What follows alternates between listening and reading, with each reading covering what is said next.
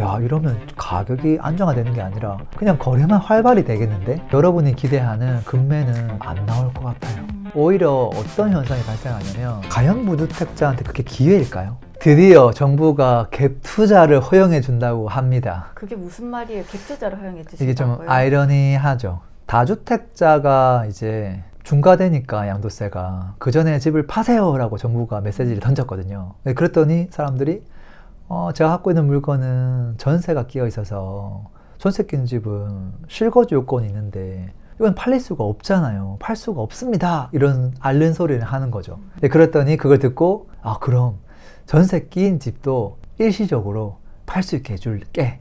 조건부로. 대신에 그 집이 전세 만기가 되면 이걸 산 사람은 무조건 실거주를 해야 되는 조건이야. 지금 토지 지역임에도 불구하고 내가 해줄게. 이렇게 지금 이야기를 하고 있습니다.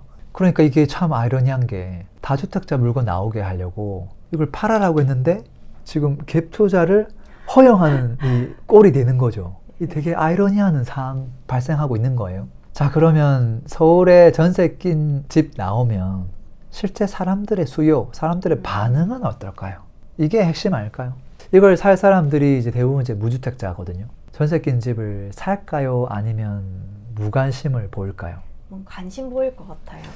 제 생각에 서울에 입지 좋은 곳들이라면 또 가격이 합리적이라면 사고 싶은 수요는 지금도 많죠. 네. 비싼 게 문제죠, 사실상. 그러니까 안 사고 싶은 게 아니라 너무 비싸서 야, 그림의 떡이네. 그냥 이렇게 그냥 넘어간 분들이 많죠. 수요는 있다는 거거든요. 결국 이 수요를 지금 어떻게 억누르고 있죠? 대출로 억누르고 있죠. 대출을 엄청 작게 해주죠. 매수세를 완전 줄이고 있죠. 그리고 뭐 토지에 묶어가지고 뭐 전세 끼고 투자 자체도 못하게 막아놨죠. 그러니까 레버리지를 거의 못하게 돈을 전부 다 줘야 살 수 있게끔. 그래야 수요의 한 50% 이상을 다 차단할 수 있으니까. 과거에는 전세 레버리지를 못하고 대출 레버리지를 못하는 거, 이게 고민이었는데 갑자기 갭 투자를 허용해준다? 그럼 수요가 어떻게 될까요? 완전 땡큐죠, 수요 입장에서. 이 두 개 중에 하나만 어쨌든 해주면 레버리지가 확실히 되니까 수요가 증가하는 거예요. 가격만 맞으면 매도로 나온 물건들이 팔리는데 저는 큰 문제가 없다고 생각합니다. 오히려 불티나게 잘 팔리겠는데? 정상 매물보다, 입주 가능 매물보다 더 잘 팔리겠는데? 그런 생각도 듭니다. 야, 이러면 가격이 안정화되는 게 아니라 그냥 거래만 활발히 되겠는데? 그런 생각도 좀 들어요. 근데 이제 사람들이 기대하는 거 있잖아요. 이번 정책에 의해서 다 주택자 물건 쏟아지고 양도세 중과되니까 그러면 물건이 많이 나오면 금매가 나오겠구나. 그럼 내가 이 기회를 잡아야 되겠구나. 이거잖아요. 근데 수요가 달라붙는다고 제가 얘기했잖아요. 그럼 금매가 나올 수 있을까요? 안 나올 것 같아요. 내가 지금 딱 시장가가 15억인데요, 말이죠. 이거 나 지금 중과되는데 상반기에 팔아야 되겠는데 그러면 14억 5천에 한번 내놔볼까? 내놨어. 오라? 갑자기 5명 보러 왔네. 아니 지금 전세 낀 집인데 바로 계약금 쏘겠다고 하네? 그럼 가격을 내릴까요? 안 내릴 것 같아요. 당연히 안 내리죠. 아무도 안 와야 한 달밖에 안 남았는데 이제 큰일 났네. 이제 3주 남았는데 지금이라도 빨리 계약금 들어와야 되는데 그러면서 이렇게 금액이 내려와야 될 거 아니에요. 근데 지금 수요가 달라붙을 가능성이 매우 높기 때문에 제 생각에는 여러분이 기대하는 금매는 안 나올 것 같아요. 오히려 어떤 현상이 발생하냐면 과거에 이제 10억에 딱 실거래가 딱 찍었습니다. 근데 최근 들어서 한 3개월 동안 호가가 15억에 나와 있는 거예요. 너무 비싸니까 이게 차이가 너무 많이 나니까 아무도 집을 안 사고 있던 상황이었어요. 근데 그러다가 이 사람이 그럼 내가 조금 내려서 팔까? 하면서 15억짜리를 14억에 내놨는 거예요. 사람들이 이걸 거래를 하기 시작하는 거예요. 그럼 어떻게 되냐면 이게 하락한 걸까요? 직전까지 10억이었는데 지금 14억의 실거래가 이제 찍히게 되는 거예요. 앞으로 이제 두 가지 뉴스를 보게 될 겁니다. 첫 번째 뉴스는 이런 거예요. 드디어 이번 대책으로 호가가 내리기 시작했습니다. 물건이 나오기 시작했습니다. 3개월 전에 호가가 막 15억 또는 뭐 25억이었는데 1, 2억 내린 물건들이 나오기 시작했습니다. 사실 이걸 잘 보면 내린 게 아니에요. 직전 실거래가가 사실상 뭐 지금 25억짜리는 20억이었고 지금 15억에 나왔던 건 사실상 10억이었고 호가가 5억에 높아서 거래가 안 되었던 건데 그게 호가를 1, 2억 내려가지고 거래됐던 게 그 가격이 내린 게 아니죠. 오히려 실거래가가 더 위로 찍혔기 때문에 그 다음부터는 주변 매물이 그 매물보다 더 높게 세팅돼서 나오기 시작하는 거예요. 또 반대로 이런 뉴스도 나올 거예요. 호가만 내렸지 실거래 가격 대비 역시 올랐습니다. 정부의 노력에도 가격은 상승 중입니다. 이런 뉴스도 나올 거예요. 그럼 뉴스를 보는 사람 입장에서 이게 지금 내렸다는 거야, 올랐다는 거야 헷갈리죠. 그리고 두 번째 뉴스는 사실 두 번째 뉴스가 맞는 말이죠. 너무 맞는 말이니까 클릭을 아무도 안 할 겁니다. 아마 전자의 뉴스에 클릭을 하겠죠. 드디어 집값이 내리는구나. 기다리길 잘했구나. 5월 9일 지나면 어떻게 될까요? 이게 참 웃긴 거죠. 그리고 이제 또 재밌는 건 뭐냐면 전세 낀 집을 사고 나면 나중에 무조건 실거주를 해야 된다고 합니다. 근데 차후 검증 가능할까요? 이런 거죠. 전세 낀 집을 샀는데 전세 기간이 보통 2년이니까 사면 2년 이내일 거라고 생각을 하죠. 그래서 뭐 만기 되면 들어가라고 하는데 만약에 전세 낀 집이 2년이라는 보장이 있나요? 3년으로 계약돼 있으면 어떻게 되는 걸까요? 이제 애매해지기 시작하죠. 그 다음에 전세 만료 시점에 갱신권을 쓰면 어떻게 될까요? 이건 사실 답은 나와 있긴 합니다. 2개월 전에만 소유권 이전하면 이거는 매수한 사람이 집주인이 돼버리기 때문에 집주인이 실거주 목적으로 들어가면 임차인을 내보낼 수 있어요. 근데 우리가 그 다음도 생각해야 되죠. 그 임차인은 뭐가 되냐는 거예요. 사실 이번 대책의 최대 피해자가 전세 낀 집의 임차인이에요. 원래는 이 집이 매물 나올 가능성이 없었습니다. 그래서 평온하게 2년 딱 거주하자마자 갱신권 써야지, 그리고 여차하면 좀 더 아이들 이제 계속 이제 학교 다녀야 되니까 오래 살아야지, 이런 생각을 갖고 그 집에 들어갔을 거예요. 근데 갑자기 정부에서 갭 투자를 허용해 주면서 누군가 이 집을 갭 끼고 사게 되고, 그럼 무조건 실거주해야 돼 의무가 붙었죠. 이 임차인은 무조건 나가야 돼요. 결국은 이 임차인만 피해를 보는 거예요. 되게 웃긴 거예요. 그리고 이제 만약에 이제 시간이 지나서 그 임차인이 만기가 됐고 나갔어요. 원칙적으로는 이제 이걸 매수한 사람이 들어와야 돼요. 근데 갑자기 뭐 지방 발령이 났어요.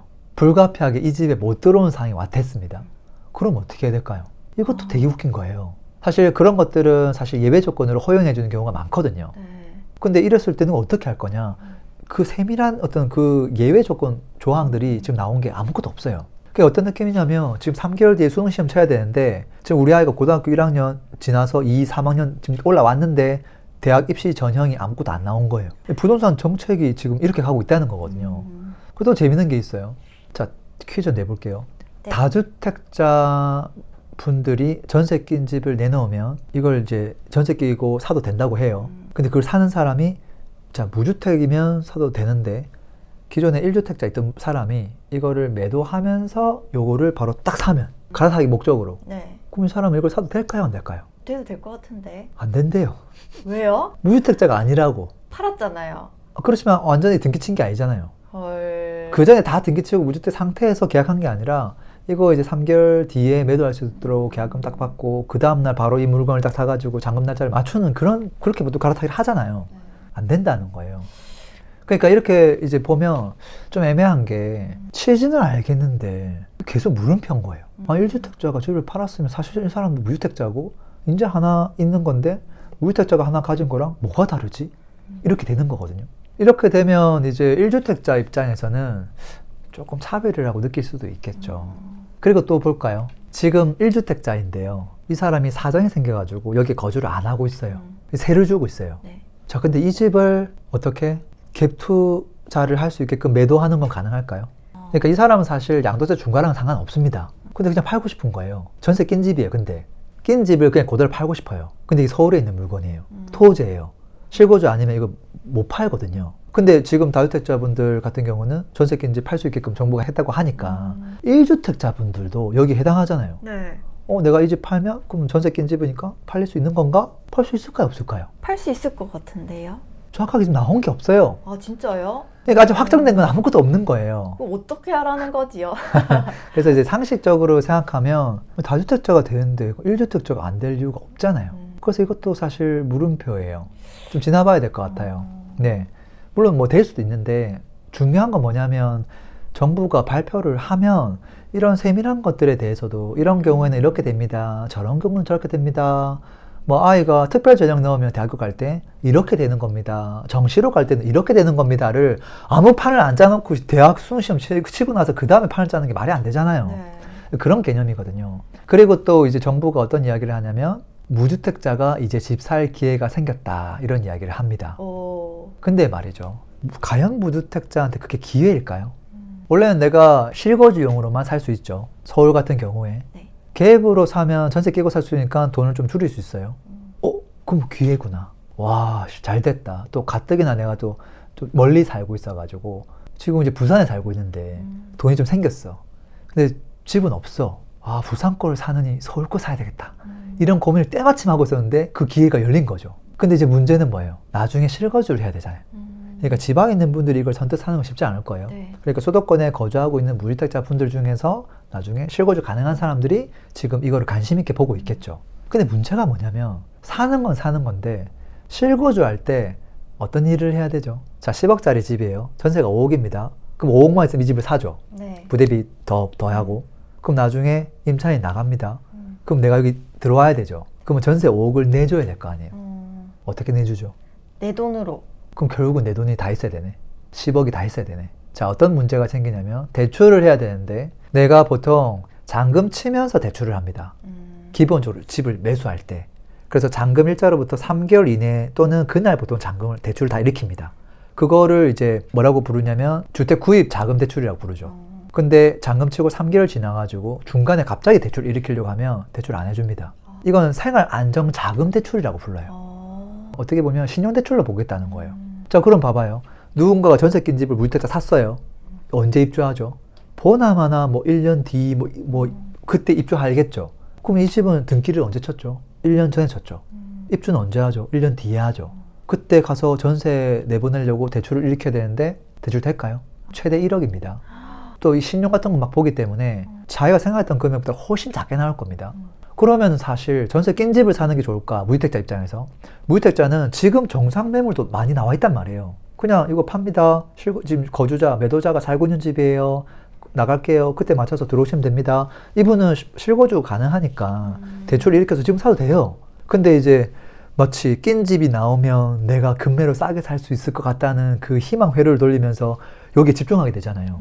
이거는 거의 독이 든 사과예요. 물론 돈이 많은 사람은 해도 됩니다. 근데 전세 낀 집을 사는 이유가 뭐예요? 돈 레버리지 하려고 관심 보이는 거잖아요. 정상 매물이 있음에도 불구하고. 근데 오히려 돈이 더 들어갈 거다. 그럼 정부가 말하는 무주택자에게 집 살 기회가 열렸다? 뭐가 열렸죠? 열린 게 아니라 이걸 먹는 순간 골로 간다? 지금 이야기를 하고 있는 건데 생략돼 있잖아요. 그런 거 아니에요? 제가 지금 뭐 안 좋은 이야기 하려고 하는 게 아니라 그냥 당연히 벌어질 수밖에 없는 이야기를 그냥 해주는 거예요. 누군가 이거 미처 생각 안 하고 있을 겁니다. 사는 것만 생각하지 나중에 등기 칠 생각 안 하고 있을 거예요. 그리고 정부가 지금 하고 있는 것 중에 큰 착각이 또 있는데 다주택자 집 내놓으세요 이렇게 이야기하고 있죠. 근데 다주택자분들이 전부 서울에 막 여러 개 들고 있을까요?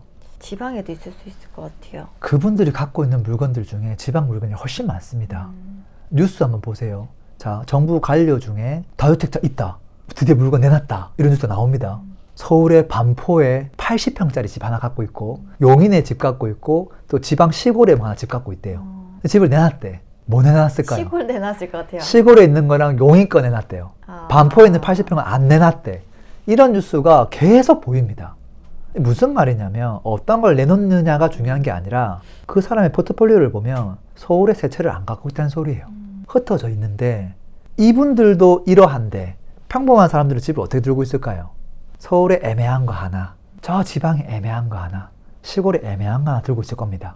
자, 그럼 어떤 거 팔아야 돼요? 그나마 서울에 있는 거 요거라도 들고 가려고 할 거 아니에요. 이 사람이 이걸 내놓겠어요? 이 물건이 나올 확률이 굉장히 작다는 겁니다. 근데 정부는 내가 양도세 중과만 이거 하면 나오겠지. 가까이 있는 사람들도 자기랑 같이 일하고 있는 사람들도 이걸 안 내놓는데 평범한 사람들이 이걸 내놓을 확률이 얼마나 될까. 근데 물론 서울에 있는 걸 똘똘한 걸 여러 개 들고 있는 분들은 내놓을 수 있죠.